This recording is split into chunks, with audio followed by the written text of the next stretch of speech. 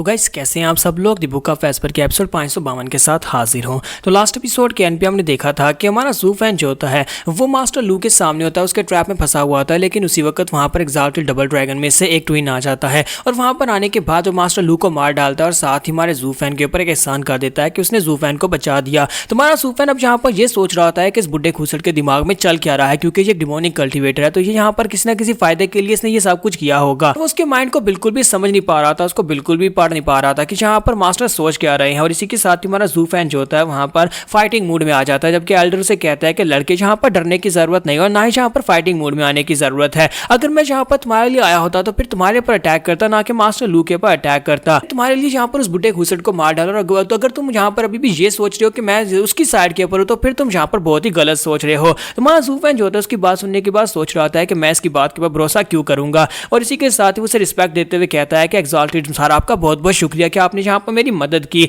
जबकि मास्टर से कहता है कि लड़के मुझे लगता है कि तुम कुछ ज्यादा ही काशियस खेल रहे हो। मुझे पता है कि तुम यहाँ पर मुझे जब तक समझ नहीं लोगे तब तक तुम मेरे सामने अपने सारे कार्ड्स को नहीं रखने वाले। और इसी के साथ उसे कहते हैं मैंने तुम्हें कहा ना कि मैं तुम्हारी मदद करने के लिए आया था और तुम यहाँ पर इस तरह से बिहेव कर रहे हो जैसे कि मैं यहाँ पर तुम्हारी मदद के बदले में तुमसे कुछ मांगना चाहता हूँ। ऐसा कुछ भी नहीं है। तो ज़ू फैन कहता है अगर ऐसी बात है, अगर आपको मुझसे कुछ भी नहीं चाहिए मेरी मदद करने के बदले में तो फिर ठीक है, मैं यहाँ पर से जा रहा हूँ। और मां ज़ू फैन पीछे की तरफ मुड़ जाता है, लेकिन एल्डर चिल्लाकर उसे कहता है बेवकूफ बच्चे यहीं पर रुक जाओ, तुम्हें क्या लगता है कि तुम यहाँ पर से चुपचाप जा सकते हो। और साथ ही वो उसे कहता है कि मुझे पता है कि तुम यहाँ पर इस बात से डर रहे होगे, इस वजह से तुम यहाँ पर से भागने की कोशिश कर रहे हो कि एक एग्जॉल्टेड डबल ड्रैगन मास्टर तुम्हारे सामने खड़ा है। तुम्हारा ज़ू फैन उसे कहता है कि सर आपने कहा कि आप यहाँ पर मेरी मदद करने के लिए आए थे, आपने मेरी जान बचा दी, कल्प्रिट को मार दिया, अब यहाँ पर बचा क्या है। अगर आपको मुझसे कुछ चाहिए नहीं तो फिर आप यहाँ पर खड़े क्यों हैं। आपने कहा ना कि आपको मुझसे कुछ भी नहीं चाहिए। तो मास्टर से कहता है कि लेकिन लड़के तुम यहाँ पर से जाने वाले तो बिल्कुल भी नहीं हो। मैंने यहाँ पर तुम्हें बचाया और मैं तुम्हें बचाने के लिए आया था, इसलिए मुझे लगता है कि तुम्हें यहाँ पर प्रॉपर्ली इस बारे में सोचना चाहिए। अगर मैं तुम्हें नुकसान पहुंचाना चाहता तो तुम्हें नुकसान पहुंचा सकता था। तुम्हारा ज़ू फैन उसे कहता है कि सर ये बात तो आपने खुद यहाँ पर कही ना कि आप यहाँ पर मेरी मदद करने के लिए आए थे और आप बिना किसी वजह के यहाँ पर मेरी मदद कर रहे हैं, यानी आपको बदले में कुछ भी नहीं चाहिए। ये बात आपने खुद कही है। इसका मतलब ये हुआ कि मेरे पर आपका कोई भी फेवर नहीं है और ना ही मैं यहाँ पर आपका कोई फेवर रीपे कर सकता हूँ। और साथ ही वो सोच रहा होता है कि ये बुढ़ा घुसट जो है ये यहाँ पर किसी ना किसी प्लानिंग के साथ तो यहाँ पर आया होगा। मुझे लगता है कि ये यहाँ पर उस पॉइंट के ऊपर नहीं आ पा रहा,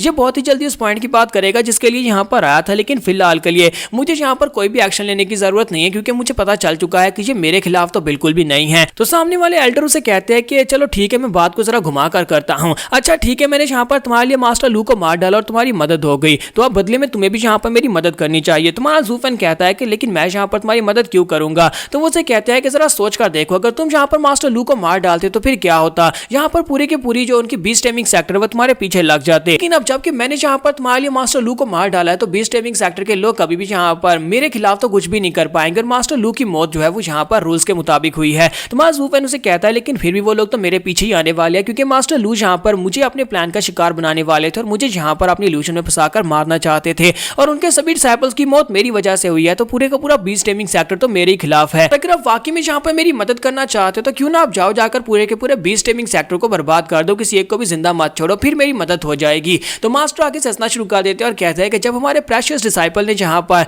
वेस्टर्न लैंड्स को लेवल करने की बात की थी हमने उस वक्त उसका साथ नहीं दिया था। तुम्हें क्या लगता है कि मैं तुम्हारे लिए यहाँ पर पूरे के पूरे बीस्ट टेमिंग सेक्टर को डिस्ट्रॉय कर दूंगा। हम तो ऐसा बिल्कुल भी नहीं करने वाले। तो ज़ू फैन पीछे की तरफ मुड़ जाता है और कहता है तो फिर ठीक है, यहाँ पर तुम्हें मेरा फेवर नहीं चाहिए और मुझे तुम्हारा फेवर नहीं चाहिए और यहाँ पर किसी का किसी के ऊपर कोई फेवर नहीं, तो मैं यहाँ से जा रहा हूँ। एल्डर फिर से चलाकर उसे कहता है कि यहीं पर रुको, मुझे तुमसे कुछ कहना है। तुम्हारा ज़ू फैन कहता है तो फाइनली यहाँ पर पॉइंट की बात करने वाला है। तो उसी के साथ ही ब्लैक बियर्ड एल्डर उसे कहते हैं कि मैं यहाँ पर अब और ज्यादा एक्टिंग नहीं करूंगा, मैं तुमसे डायरेक्टली बात करने वाला हूँ। मैं यहाँ पर तुमसे जो बात करने वाला हूँ वो असल बात यह है कि मैं तुम्हारे पर एक बैन लगाने के लिए आया हूँ। हम दोनों डबल ड्रैगन ट्विंस ने इस बारे में सोचा और उसके बाद तुम्हारे पर एक बैन लगाया जा रहा है। चाहता है कि तुम लोअर 3 सेक्टर्स और मिडिल 3 सेक्टर्स की फाइट में हिस्सा ना लो। तुम्हारे जितने बाकी डिसाइपल्स हैं वो सारे इन फाइट्स में हिस्सा लेंगे और अगर तुम्हें फाइट करनी है तो फिर तुम अपर 3 सेक्टर्स के डिसाइपल से फाइट कर सकते हो। तुम्हारा ज़ू फैन कहता है कि ये क्या तुम यहाँ पर मुझसे क्या कह रहे हो, तुमने यहाँ पर मुझसे इस बारे में पूछा भी नहीं और खुद ही तुमने यहाँ पर इस बात का फैसला कर लिया कि मैं यहाँ पर तुम मेरे पर एक बैन लगा सकते हो। तो वो उसे कहते हैं कि हम लोग यहाँ पर सारे के सारे रूल्स को देखते हैं और रूल्स के साथ ही हम लोग यहाँ पर सभी को कंपनसेट करते हैं।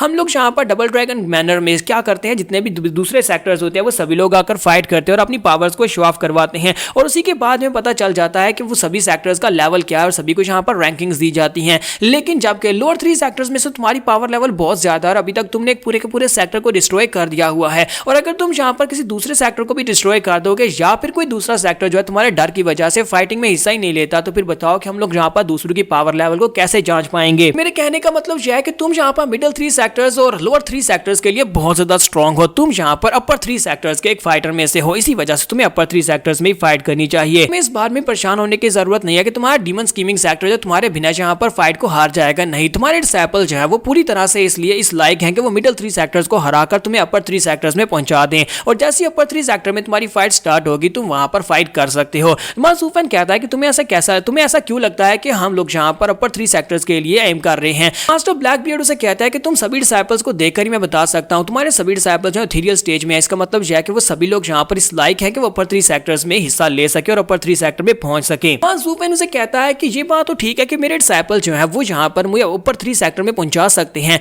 लेकिन मुझे एक बात बताओ कि मैं ये करूंगा क्यों, जब तक कि मुझे यहाँ पर इस बारे में पता नहीं है कि मुझे इससे क्या फायदा होने वाला है। तो ब्लैकबियर्ड उसकी बात सुनने के बाद कहता है कि लड़के मैंने यहाँ पर तुम्हारी मदद किया, इससे ज्यादा और तुम्हें क्या चाहिए। तो मासूफन कहता है कि मैं यहाँ पर खुद भी ये सब कुछ कर सकता था। तो वो उसे कहते हैं लड़के तुम्हें ऐसा क्यों लगता है कि यहाँ पर मैं तुम्हारे साथ बिल्कुल भी जस्टिस नहीं कर रहा, मैं यहाँ पर तुम्हारे साथ पूरी तरह से जस्टिस से पेश आ रहा हूँ। मैंने मास्टर लू को तुम्हारे लिए मारकर यहाँ पर तुम्हारे रास्ते को साफ किया, क्योंकि उसका प्लान तो तुम्हें मारने का था। अगर वो यहाँ पर तुम्हारे डिसाइपल्स में से किसी और को मार डालता तो फिर तुम यहाँ पर उसका क्या ही उखाड़ लेते। तुम्हारा जूफन कहता है कि मुझे आपकी बात की समझ आ गई, और इसी के साथ जूफन कहता है तो फिर ठीक है, हमारी डील हुई, जैसा आपने कहा बिल्कुल वैसा ही होगा, मैं बीच की फाइट्स में हिस्सा नहीं लेने वाला। उनसे कहता है अगर आपको यहाँ पर कुछ नहीं कहना तो फिर मैं यहाँ से जा रहा हूँ, और जाकर वो अपनी सिस्टर्स को उठा लेता है। जबकि ब्लैकबियर्ड उसे कहते हैं ये बात हमारे डबल ड्रैगन मैनर की इज्जत की है, क्योंकि हम लोग यहाँ पर तुमसे प्राइवेट में बात कर रहे हैं और इस बात के बारे में किसी को भनक भी नहीं लगनी चाहिए, तुम्हारे एल्डर्स को भी इस बारे में पता नहीं चलना चाहिए। तुम्हारा जूफन कहता है कि आपको बिल्कुल परेशान होने की जरूरत नहीं है, मैं आपके डबल ड्रैगन मैनर के जितने भी गंदे काम है उन सभी को यहाँ पर लोगों के सामने बिल्कुल भी नहीं लेकर आऊंगा। और इसी के साथ जूफन वहां पर चला जाता है। उसके चले जाने के बाद मास्टर ब्लैकबियर्ड जो होते हैं वो अपने ट्विंस व्हाइट बियर्ड से कहते हैं मुझे लगता है कि ये लड़का जो है ये कुछ ज्यादा ही समझदार है, जितना ज्यादा ये समझदार है उतना ही ज्यादा ये स्ट्रॉन्ग भी है, और इसके अंदर बिल्कुल भी डर नहीं है। मुझे लगता है कि इस लड़के की सोच जो है ये बहुत ज्यादा बड़ी है, और ये हमेशा बिगर पिक्चर की तरफ देखता है, यानी कि ये आगे आने के फ्यूचर के बारे में सोच लेता है कि आगे क्या होने वाला है। व्हाइट बियर्ड उसे कहते हैं लेकिन इस लड़के का गुस्सा हमारे डिसाइपल के जैसा ही है, अगर इसे यहाँ पर गुस्सा दिला दिया तो फिर यहाँ पर बिल्कुल हमारे डिसाइपल शन की तरह ही बिहेव करने वाला है। ये लड़का फिर से वैसा ही निकला जैसा शन था, तो फिर मुझे लगता है कि हम दोनों यहाँ पर बड़ी मुश्किल में पड़ जाएंगे। तो ब्लैक बियर्ड उसे कहते हैं कि बाय मी, हम लोगों का काम ही यही है कि हम लोग यहाँ पर जितने भी डिमोनिक और राइटर कल्टीवेटर हैं उन सभी कल्टीवेटर्स को यहाँ पर एक बैलेंस में रखें, ये हमारा ही तो काम है। डबल ड्रैगन मैनर का कभी काम ये हुआ करता था कि हम लोग यहाँ पर से सबसे बेस्ट टैलेंट्स को ढूंढे, ताकि यहाँ पर सबसे बेस्ट टैलेंट्स, सबसे बेस्ट कल्टीवेशन वाले डिसाइपल्स को ट्रीट किया जा सके और उन्हें यहाँ पर रिसोर्सेज दिए जा सके ताकि वो महान बन सकें। लेकिन जैसे जैसे टाइम गुजरता जा रहा है डबल ड्रैगन फाइटिंग जो है, ये जो अरीना यहाँ पर जो फाइट्स होती हैं वो सारी की सारी सिर्फ और सिर्फ रिसोर्सेज तक सीमित रह गई हैं।